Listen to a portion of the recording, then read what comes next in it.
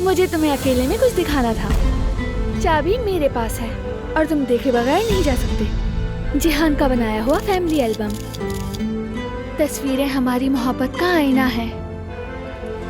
इसके बावजूद तुमने शक किया और शक मोहब्बत को मार देता है दिलान। बात तुम पर यकीन करने की नहीं, मुझे खुद पर यकीन नहीं रहा। देखो ना मुझे, इतनी मोटी भद्दी अजीब सी हो गई हूँ मैं।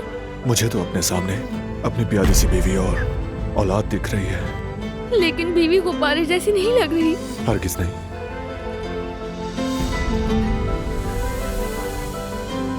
मुझे थोड़ा खुलकर सोना है, मेरे करीब भी मत बढ़ना।